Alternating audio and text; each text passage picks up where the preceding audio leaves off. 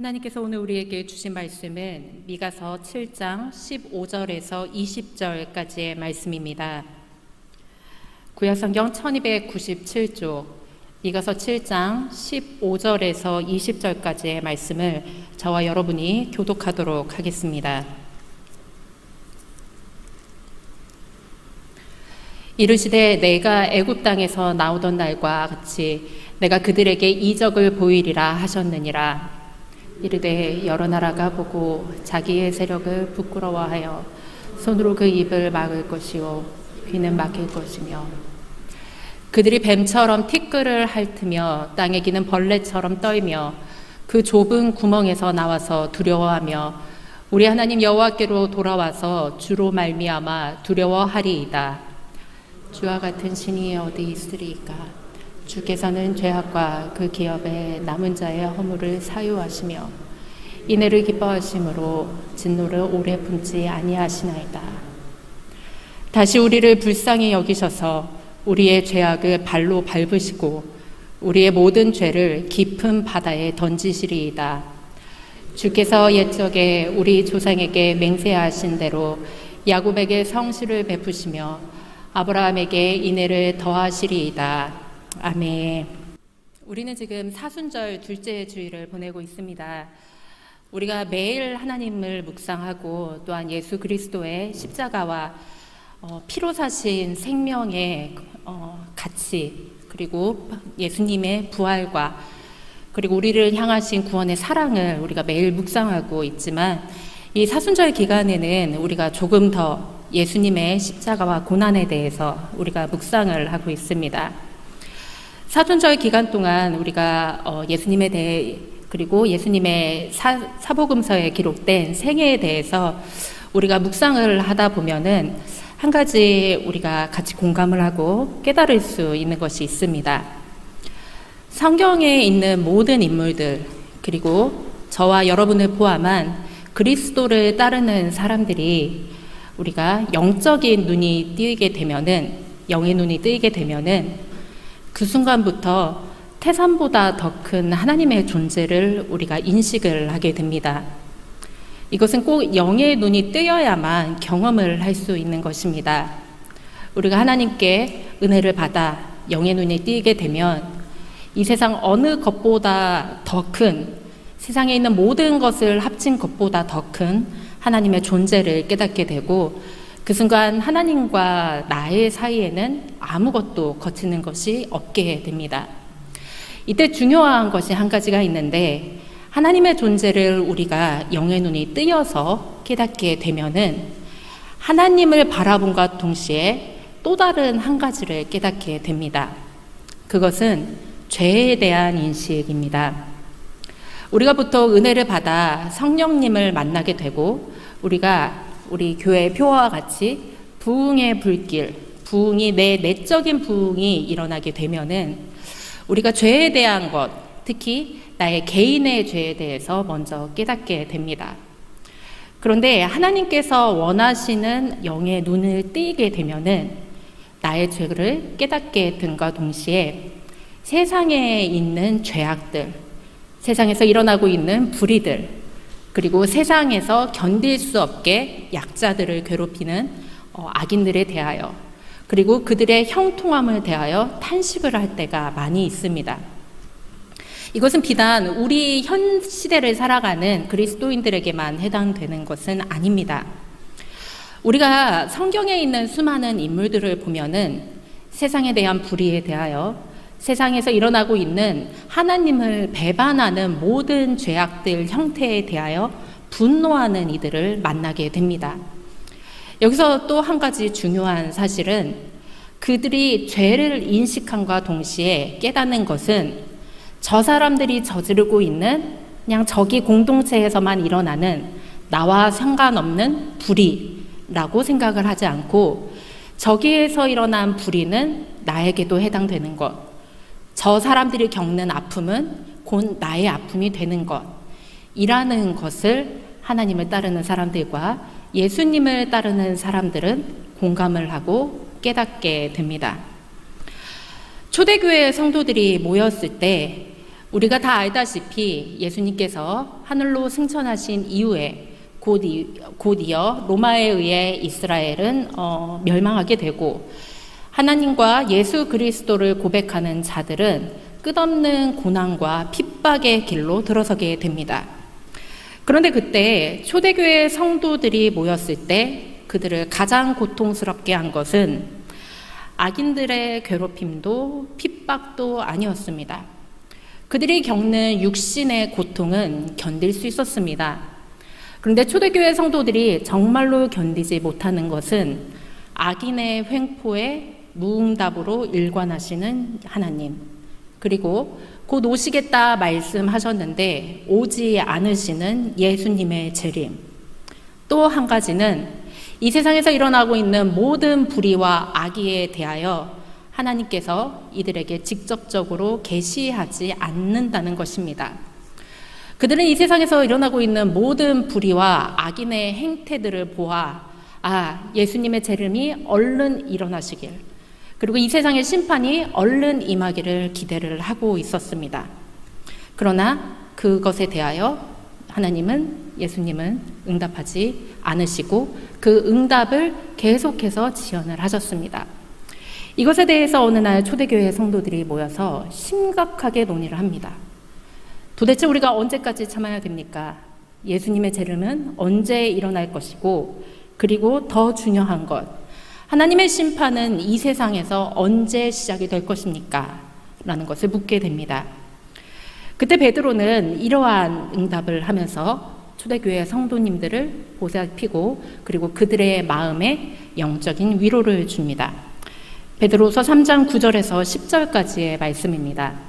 사랑하는 자들아, 주께는 하루가 1000년 같고 1000년이 하루 같다는 이 한 가지를 잊지 말라. 주의 약속은 어떤 이들이 더디다고 생각하는 것 같이 더딘 것이 아니라 오직 주께서는 너희를 대하여 오래 참으사 아무도 멸망하지 아니하고 다 회개하기에 이르기를 원하시느니라 라는 말을 베드로 사도를 통해 초대교회 성도들은 듣게 됩니다. 심판의 지연, 그 이유는 하나님께서 우리에게 돌이킬 시기를 주시기 위한 것입니다. 우리가 지금 살고 있는 이 시대도 하나님의 심판이 더디 오는 이유는 우리에게 되돌릴 수 있는 시기를, 돌이킬 수 있는 시기를 주시기 위함입니다. 비단 신약 성경의 초대교회 성도들만 이러한 생각을 하거나 하나님이 불의에 대해서 응답하시지 아니하시는 것, 그리고 하나님께서 자신을 따르는 사람들을, 하나님의 백성들을 돌보지 않는 것 같다는 착각을 할 때 초대교회 성도들은 이렇게 이야기를 했고 베드로 사도는 이렇게 대답을 했고, 그리고 구약 성경에도 똑같은 일들이 너무나 많이 일어나게 됩니다. 우리는 현 시대를 살아가면서 하나님께서 심판을 하시고 하나님의 백성이 고통을 받고 있는 것에 대하여 어떻게 대답을 해야 되나 고민할 때가 있습니다. 마치 초대교회 성도들처럼 우리도 고민을 하고 이것에 대한 대답을 어떻게 해야 될까 생각을 하죠. 이것에 대한 대답을 구약 성경에 이미 수많은 예언서들을 통해서 하나님께서는 말씀을 하셨습니다. 우리가 오늘 읽은 미가서는 7장으로 되어 있는 짧은 책이지만 소예언서 가운데 굉장히 중요한 의미를 담고 있는 책입니다. 아무리 시대가 변해도 인간이 갖고 있는 고통과 고뇌, 그리고 그리스도인들이 갖고 있는 질문과 의문들은 그 형식은 다르나 그 안에 내용과 본질은 동일합니다. 그렇기 때문에 오늘 우리는 미가서를 통하여서 하나님께서 주님을 따르길 원하는, 그러나 세상 속에서 약한 힘을 가지고 고뇌하는 그리스도인들에게 어떻게 말씀을 하시는지를 잘 살펴볼 수 있는 시간이 될 것이라 생각합니다. 우리는 이번 주에 미가서를 가지고 큐티를 하고 있습니다. 우리가 아침마다 하는 큐티 내용을 생각을 하면서 오늘 말씀 미가서 7장을 조금 더 깊이 상고하는 시간이 되기를 원합니다. 미가서의 배경은 사실 우리 현 시대를 살아가는 그리스도인들이 살고 있는 이 시대와 별반 다르지를 않습니다. 미가서는 그 당시 아주 적고 약한 힘을 가지고 있는 북이스라엘과 남유다, 이 두 나라가 겪고 있는 불의와 그리고 아수르라는 큰 나라, 큰 제국에게 약소 국가로 조롱을 받고 있는 시기에 쓰여진 책입니다. 아시리아 제국이 세상을 지배하고 북이스라엘이 멸망하기 직전 세상에 있는 많은 지배자들과 그리고 지도자들은 탐욕과 불의를 일삼았고 그들의 배를 배부르는데 주력을 하고 있었습니다. 미가서는 이러한 시대에 탐욕과 불의를 꾸짖고 하나님의 뜻을 선포한 책입니다. 미가서 시대에는 제국 아수르라는 제국에서 조금 힘이 없는 나라가 어떻게 견디고 하나님의 뜻을 수행하면서 살아야 하는지를 고민했습니다. 특히 이 미가라는 선지자가 활동했던 시기는 BC 8세기 경이었습니다. 이때는 아수르라는 나라가 세력을 확장해서 여러 나라들을 침략을 하여서 제국으로 성장하기를 욕망했던 시기였습니다. 특히 아수르는 그 당시 자신의 나라 기준으로 왼쪽에 있는 서쪽에 있는 나라들을 자신의 지배 아래에 두고 싶어 했던 큰 욕망을 꿈꾸고 있었습니다. 그런데 그때 아수르가 멸망시키고 자신들의 속국으로 만들고 싶어 했던 두 나라가 있었습니다. 그 나라는 바로 아람이라는 나라와 북이스라엘이라는 나라였습니다. 이때 당시에는 이미 이스라엘이 두 개의 나라, 남유다와 북이스라엘로 갈라져서 서로 각각의 나라를 이루고 있던 시기였습니다. 그때 당시 아람이라는 나라에는 르신이라는 왕이 있었습니다. 그리고 북이스라엘에는 18대의 왕이었던 베가라는 왕이 있었습니다. 그런데 이 아람의 르신과 북이스라엘의 베가 두 왕은 아수르의 괴롭힘에 견디지를 못하여 이들이 아수르를 침략을 하여서 승리하는 꿈을 꾸게 됩니다. 그래서 어느 날 이 르신과 베가는 서로 만나서 모종의 계약을 하는데 아수르가 우리를 너무나 심하게 괴롭히고 있으니 우리 함께 대항하자. 그래서 우리가 함께 약속을 하여서 저 나라를 무찌르자라는 일종의 계약을 하게 됩니다. 그런데 이 두 왕이 곰곰이 생각을 해보니 두 나라만의 힘으로는 대항하기 어려워서 남유다의 아하스 왕에게 또 하나의 동맹을 맺자는, 다시 말해서 아람과 북이스라엘과 남유다가 함께 아수르를 무찌르자는 제안을 하게 됩니다. 그런데 이 당시 남유다의 왕이었던 아하스는 그들의 제안을 듣고 곰곰이 계산을 하게 되었습니다. 아수르와 손을 잡는 것이 자신의 나라에게 이익이 될지, 아람과 북이스라엘과 손을 잡는 게 이익이 될지를 치밀하게 계산을 하게 됩니다. 그리고 나서 결정을 했습니다. 아람과 북이스라엘과 손잡는 것보다 아수르와 손을 잡으면 힘이 약한 우리나라를 아수르가 보호해 주겠지라고 생각을 하게 됩니다. 그런데 이 생각을 알아차린 아람과 북이스라엘은 남유다가 아수르와 손을 잡기 전에 미리 남유다를 무찔러서 침략을 할 생각을 하게 되었습니다.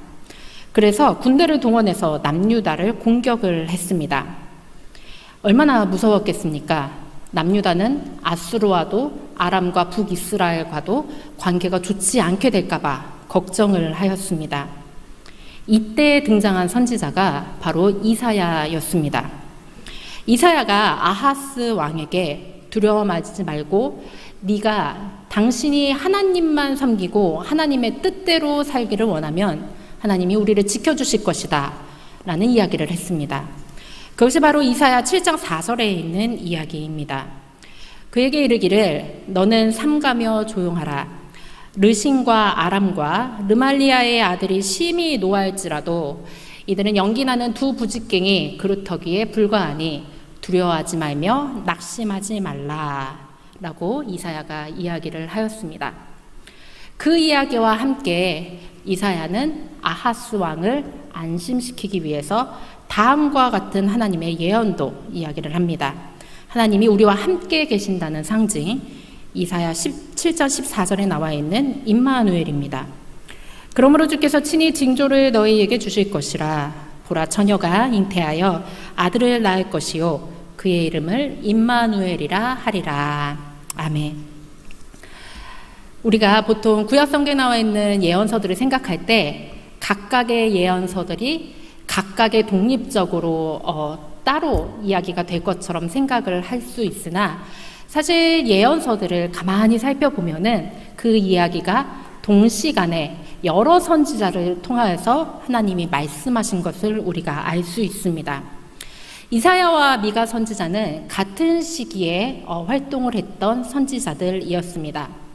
하나님께서는 이사야에게 아하스 왕을 잘 다독여서 하나님의 뜻에 부합하는 왕이 되라 라는 명령을 내리셨습니다.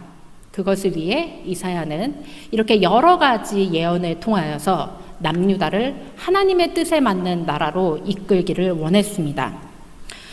결과론적으로는 아하스는 결국 아수르와 동맹을 맺었습니다. 그리고 아람과 북이스라엘은 멸망하였습니다. 주전 BC 732년에 아수르가 세력을 확장하려 아람의 도시 국가를 함락시켰고 BC 722년에 아수르에 의해서 북이스라엘은 멸망하였습니다. 그 소식을 들은 즉시 남유다는 우리는 이제 살았다라고 생각을 했을 것입니다. 하지만 곧 이어 남유다는 아수르 나라의 조공국으로, 다시 말하자면은 보호를 대가로 한 여러 가지 조공을 바쳐야만 하는 약소국으로 더욱 전락하게 되었습니다. 이때 남유다는 아수르 나라가 커지면 커질수록 자신들의 나라가 위협이 될 것 같다. 우리는 어떻게 할 것인가? 라는 걱정을 하게 됩니다. 그러한 걱정이 있었던 찰나에 BC 701년 히스기야라는 왕이 하나님 앞에 세워지게 됩니다. 히스기야 왕은 우리가 잘 알다시피 여러 가지 하나님 앞에 선하게 서기 위한 노력을 했던 왕입니다. 히스기야는 바알과 아세라 신상들을 제거하고 종교개혁을 이룬 남유다의 위대한 왕이었습니다. 그러면서 아수르에 더 이상 복종할 것을 거부하기를 원했습니다. 하지만 그 결과로 사네립이라는 왕은 아수르의 왕이었는데 유다의 요새화된 성읍 46개를 초토화시킵니다. 히스기야가 하나님 앞에 바로 서기를 원했을 때 하나님은 히스기야와 함께 하셨으나 그리고 또한 사네립에 의하여서 유다의 대부분의 성읍이 멸망을 하게 됩니다. 그 중에 라기르라는 중요한 도시도 파괴가 됩니다.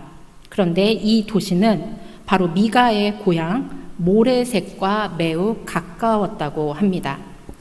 다시 말하자면은 미가 선지자는 이스라엘의 3대 왕에 걸친 시기에 선지자 역할을 하였는데 국내뿐만이 아니라 국제 정세를 보면서 하나님을 모르는 자들이 악하게 행동하여도 번성하는 것도 보았고 하나님을 잘 섬기고자 했던 사람들이 하나님 앞에서 잘 살기도 하였지만 동시에 하나님 앞에 어려움을 겪는 것도 수없이 보았던 사람입니다. 이뿐만 아니라 이스라엘의 힘없는 자들 그리고 이스라엘의 소외된 자들이 이스라엘의 종교 지도자와 정치 지도자들에 의하여서 더욱더 심한 고통을 겪고 하나님 앞에 자신의 고난에 대해서 성토했던 것도 보았던 선지자였습니다. 이것은 마치 시편 42편 3절에 다윗이 사울에게 죽임을 당할 뻔한 고통을 겪고 있을 때 그것을 지켜보던 고라 자손들의 외침과도 같습니다. 시편 42편 3절을 우리가 함께 읽어보도록 하겠습니다. 사람들이 종일 내게 하는 말이 내 하나님이 어디 있느뇨 하오니 내 눈물이 주야로 내 음식이 되었도다. 시편 42편은 고라 자손이 쓴 하나님 앞에 쓴 마시길 교훈 기도입니다. 그런데 고라 자손들은 이렇게 얘기를 합니다. 너의 하나님이 어디 있느뇨 하는 내 주변 이웃들의 조롱을 내가 밤낮으로 들어 내 마음이 아프어 내가 눈물을 흘립니다 라고 이야기를 합니다. 미가 선지자도 마찬가지였습니다. 그렇게 하나님을 섬기고자 하는 남유다 사람들에게 하나님께서는 아수르라는 제국의 침략을 허락하셨고 아수르로 인하여서 남유다의 모든 성읍들 그리고 그 안에 있었던 수많은 회당들이 하나님 앞에서 멸망을 하고 초토화가 되었던 것입니다. 미가 선지자는 당시에 미가 1장부터 7장까지 7장을 할애하여서 이스라엘이 겪고 있는 악행에 대하여서 고발을 합니다. 우리가 잘 알다시피 구약 성경에는 수많은 선지자들이 있었는데 이들이 하는 일은 두 가지였습니다. 하나님께서는 선지자에게 딱 두 가지의 명령을 하셨는데 첫 번째는 그 시대에 악을 꾸짖는 역할을 주셨습니다. 그리고 두 번째는 그럼에도 불구하고 하나님의 돌봄과 회복을 선포하는 역할을 주셨습니다. 미가서는 첫 번째로 하나님께서 말씀하신 악행에 대한 불의에 대한 고발을 7장에 걸쳐서 이야기를 하는데 미가서 2장 8절에서 10절까지에 미가는 이렇게 이야기를 합니다. 근래에 내 백성이 원수같이 일어나서 전쟁을 피하여 평안히 지나가는 자들의 의복에서 겉옷을 벗기며 내 백성의 부녀들을 그들의 즐거운 집에서 쫓아내고 그들의 어린 자녀에게서 나의 영광을 영원히 빼앗는도다. 이것은 너희가 쉴 곳이 아니니 일어나 떠날지어다. 이는 그것이 이미 더러워졌음이니라. 그런즉 반드시 멸하리니 그 멸망이 크리라. 미가는 또한 그 당시에 남유다의 수많은 지도자들, 권력자들에 대해서도 악행을 폭로합니다. 미가서 3장 1절에서 3절까지의 말씀에는 이렇게 쓰여져 있습니다. 내가 또 이르노니 야곱의 우두머리들과 이스라엘 족속의 통치자들아 들으라. 정의를 아는 것이 너희의 본분이 아니냐. 너희가 선을 미워하고 악을 기뻐하며 내 백성의 가죽을 벗기고 그 뼈에서 살을 뜯어 그들의 살을 먹으며 그 가죽을 벗기며 그 뼈를 꺾어 다지기를 냄비와 속 가운데서 담을 고기처럼 하는도다. 우리가 이 미가서 2장과 3절에서 보았듯이 미가가 폭로하는 죄악들은 비단 구약의 BC 700년경에 일어났던 일만은 아닙니다. 지금도 우리 현 시대에는 수많은 지도자들이 자신의 배부름을 위하여 자신의 행복함을 위하여 많은 사람들의 것을 빼앗고 그리고 그들의 악을 행하기 위하여서 착취를 하고 있습니다. 그뿐만이 아닙니다. 이 세상에는 미가 선지자가 있었던 시기처럼 도처에서 전쟁이 일어나고 내전이 일어나고 그것에 힘없는 사람들은 묵과할 수밖에 없는 시기입니다. 시간이 아무리 흘러도 인간들의 과학이나 인간들의 기술이 아무리 발전하여도 인간 속에 있는 그 본질은 변하지 않기 때문에 그 당시에 일어났던 악이 현재에도 지속이 되고 되풀이되고 있다는 것입니다. 이럴 때에 하나님께서는 이스라엘 백성에게 선지자에게 명한 두 번째 역할을 말씀을 하십니다. 바로 위로입니다. 미가서 4장 2절에는 이렇게 기록이 되어 있습니다. 또 많은 이방 사람들이 가며 이르기를 오라 우리가 여호와의 산에 올라가서 야곱의 하나님의 전에 이르자 그가 그의 도를 가지고 우리에게 가르치실 것이니라. 우리가 그의 길로 행하리라 하리니 이는 율법이 시온에서부터 나올 것이요 여호와의 말씀이 예루살렘으로부터 나올 것임이라. 미가서 4장 6절에서 7절까지는 또한 이렇게 기록이 되어 있습니다. 여호와께서 말씀하시되 그날에는 내가 저는 자를 모으며 쫓겨난 자와 내가 환난 받게 한 자를 모아 발을 저는 자는 남은 백성이 되게 하며 멀리 쫓겨났던 자들이 강한 나라가 되게 하고 나 여호와가 시온산에서 이제부터 영원까지 그들을 다스리리라 하셨나니. 이스라엘 백성들에게 하나님께서는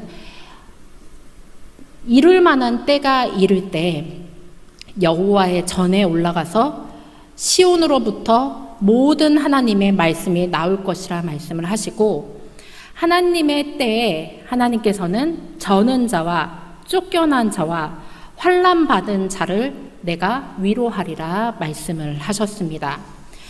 이뿐만이 아니라 하나님께서는 미가서 5장 2절에 미가 선지자를 통하여 메시아에 대한 예언도 주시게 됩니다.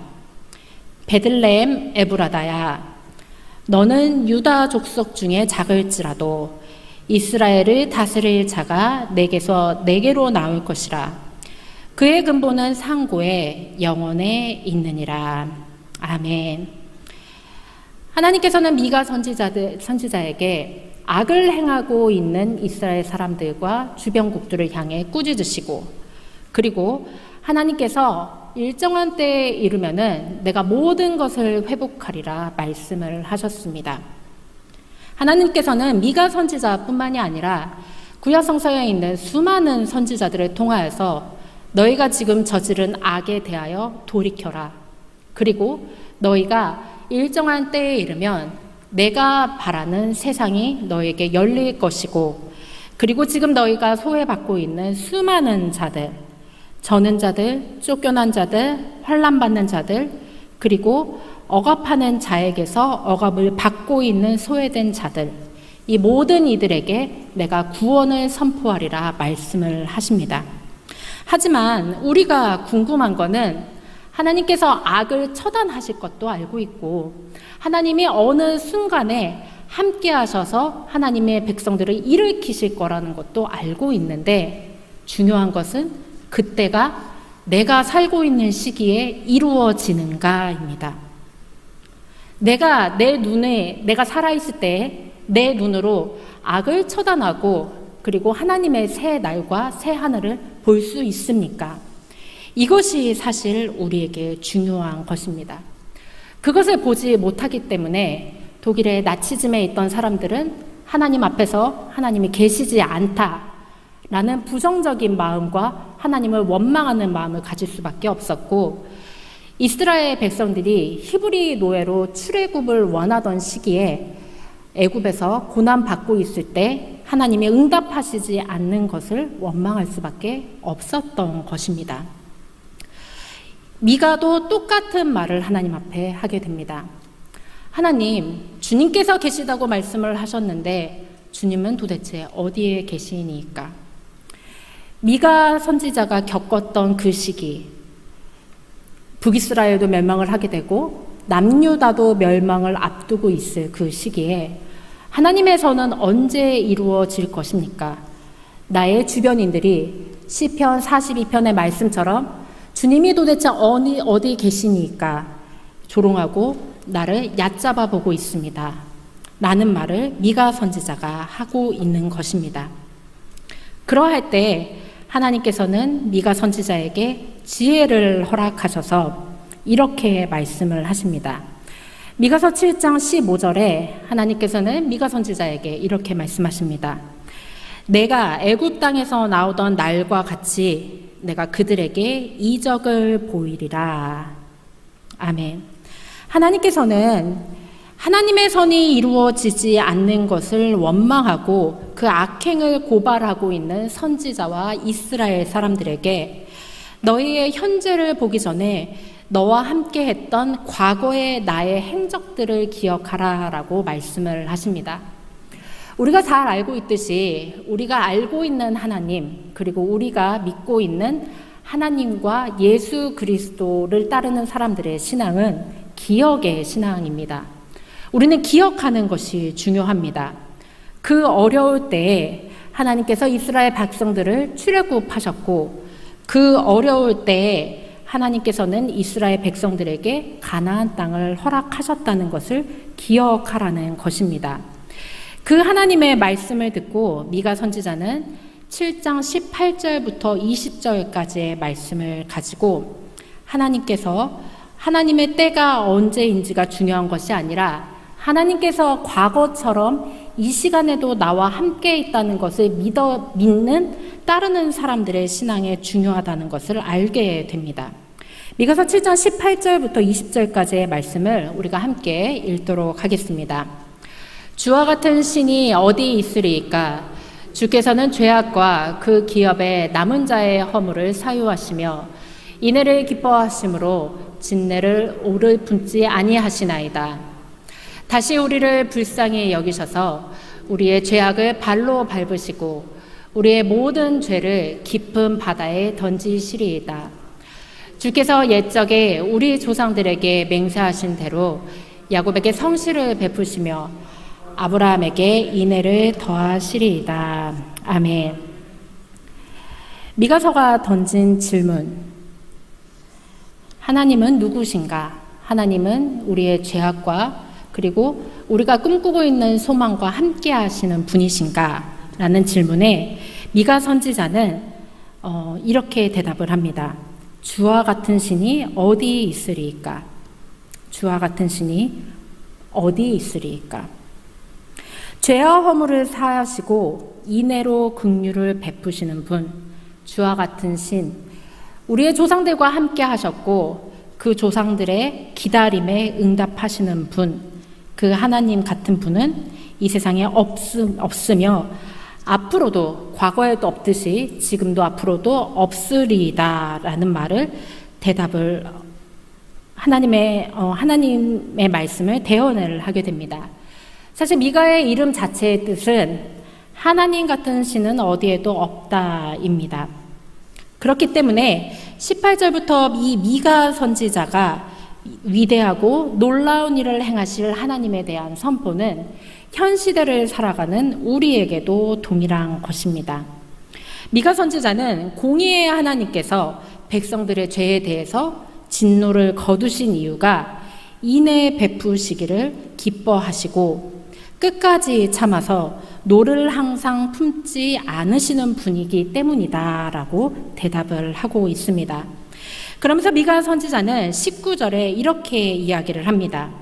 다시 우리를 불쌍히 여기셔서 우리의 죄악을 발로 밟으시고 우리의 모든 죄를 깊은 바다에 던지시리이다. 하나님께서 죄를 발로 밟는다는 말은 정복하다라는 원어의 뜻을 가지고 있습니다.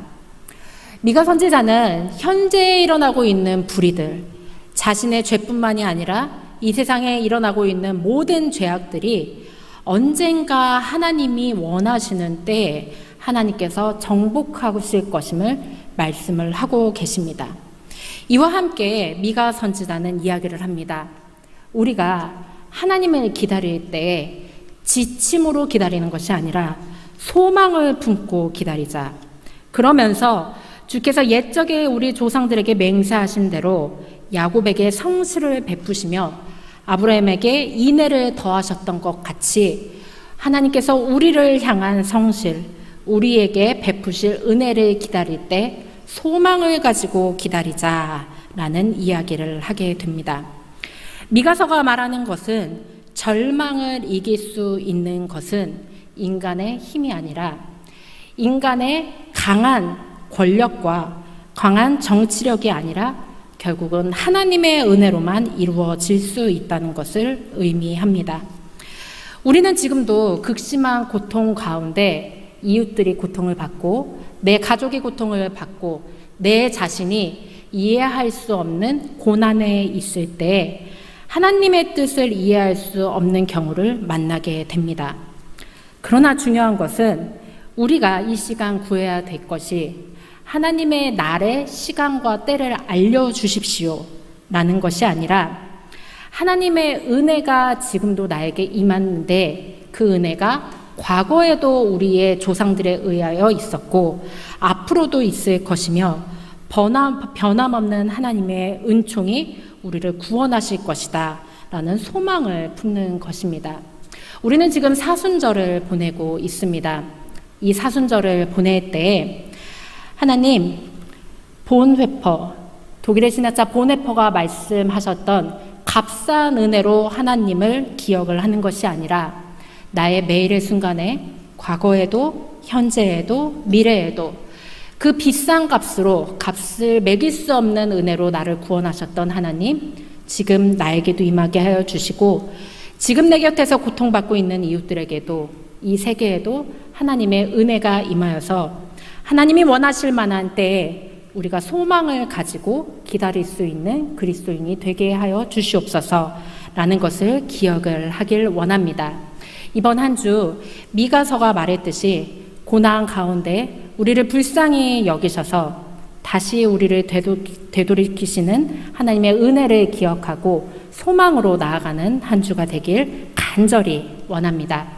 우리 함께 찬양하시면서 하나님께 기도로 나아가도록 하겠습니다.